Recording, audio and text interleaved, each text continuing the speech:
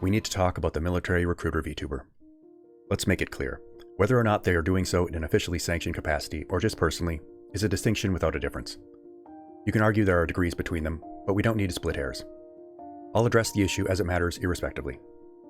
Off the top, it should be known that I'm prior service. An honorable discharge doesn't make my assessment better, but it does make it more informed. My issue is not that someone in uniform exists online or live streams. My issue is not that they're proud of their service. It's not even that they may talk about the benefits they believe exist. My issue is that it's being done through the platform of VTubing, a medium built on community intimacy, trust, affection, identification, and parasocial influence. And it's being used to present enlistment as a curated bundle of upsides while downplaying or omitting the costs. And to address a significant part of this controversy in the discourse, whether or not this is a quote-unquote psyop or being done with someone's blessing, is a matter of actual concern. A 2024 GAO report made it clear that the services do use social platforms, paid media, and recruiter-run online engagement to reach Gen Z viewers. And a West Point-affiliated analysis put it even more bluntly. People trust individual service members more than faceless institutional accounts, which makes influencers especially powerful for military messaging. So when this person says they're doing this of their own personal volition, I don't find that reassuring because that's exactly why it can be so effective.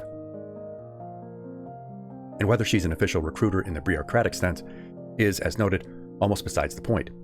If your content regularly tells people why they should join, minimizes the risks, softens the politics of it all, and frames the institution through charm, aesthetics, and the emotional trust of the VTubing community, then you are doing recruitment in practice. Function here matters far more than job title. The content isn't being made in a neutral situation that floats above the politics. This is de facto recruiting, and it's content being made under an administration and a Pentagon leadership that have explicitly targeted diverse communities and transgender service members, among others.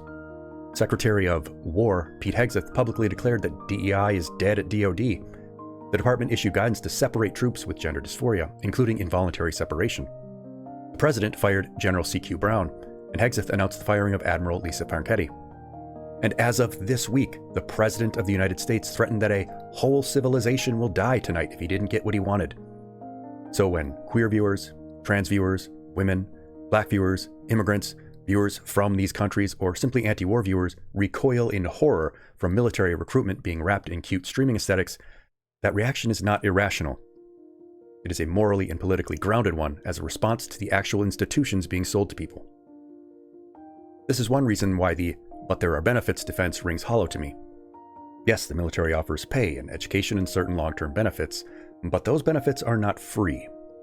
They're purchased with years of your life, with your autonomy, by the signing over of an immense amount of your rights, with your exposure to risk, with your consent to be used by political leadership that may very well despise you and your loved ones.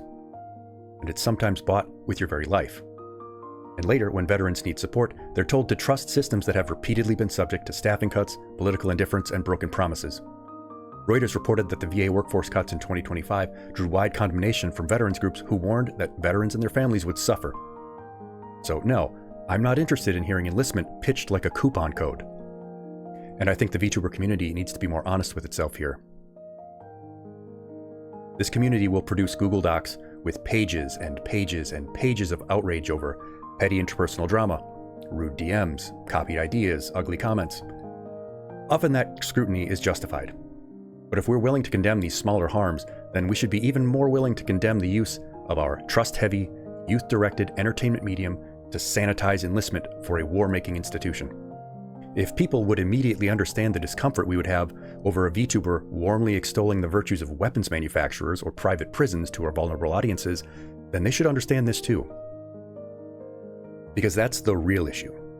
Not military bad or I dislike this creator. The issue is that VTubing is powerful. It's emotionally magnetic. It lowers people's defenses. It makes persuasion feel like companionship, the core of the parasocial effect. And that makes it a uniquely dangerous vehicle for one-sided enlistment messaging.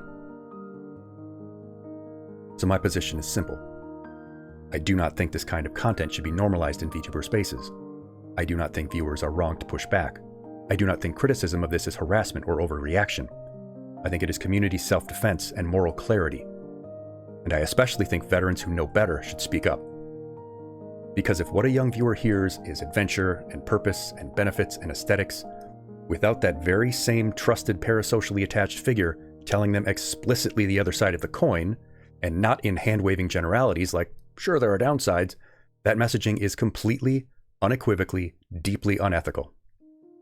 The other side of the coin isn't, sure, there are risks, and the necessity to communicate it isn't satisfied by telling people, do your own research, and think about it carefully.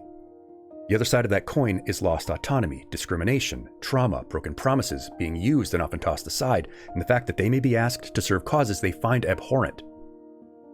To portray the former without the latter isn't advocacy at all. It's nothing more than propaganda with a face. So no, I am not impressed by a cute avatar making military recruitment more marketable. I'm deeply concerned by it. And I think more people should be. It isn't a trivial matter. It is that deep. And from what we've seen so far, this is ethically indefensible. That's our lesson for today. Class dismissed.